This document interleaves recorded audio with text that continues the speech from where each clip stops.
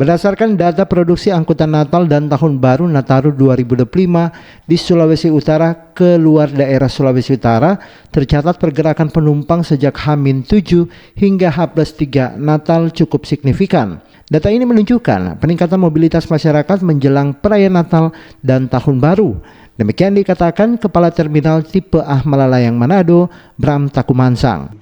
H-7 sampai di +3 kedatangan bus keseluruhan ya, baik itu AKAP maupun AKDP ada 144 unit dengan jumlah penumpang ada 2.936 orang itu kedatangan. Dan untuk berangkat ada sekitar di 294 unit, penumpang jumlahnya di kisaran 4.659 orang yang diberangkatkan. Sementara itu pada pengamanan dan pengawasan di Terminal Malalayang dikatakan Kepala Pos Pelayanan Kepolisian Yan Poluan sampai di H+4 Natal atau di H-3 Tahun Baru tidak ditemui kendala berarti. Namun pemeriksaan kendaraan penumpang wajib dilakukan pemeriksaan. Dan saat ini juga tidak terjadi kecelakaan lalu lintas. Karena kami selaku anggota yang melaksanakan pengamanan di pos pelayanan Terminal Malalayang, kami selalu menghimbau kepada para supir maupun penumpang agar selalu hati-hati dalam melakukan perjalanan.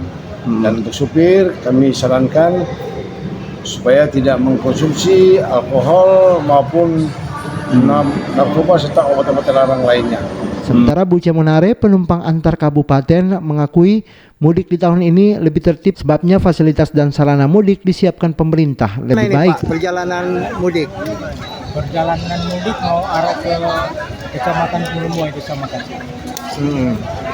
Banyak penumpang ke sana juga sama-sama dengan Bapak? Iya. Untuk tarif dan juga untuk kendaraan-kendaraan yang disiapkan bagaimana? Bagus atau perlu dibenahi lagi begitu? Saya pikir cukup bagus ya, 30.000. Dari data terakhir kendaraan pribadi atau DPA, arus pergerakan penumpang didominasi dari wilayah Palu pada awal masa libur memasuki di H-3 hingga H-4 Natal. Demikian Hendra Asa melaporkan, Pro 3 RRI terus mengudara untuk Indonesia.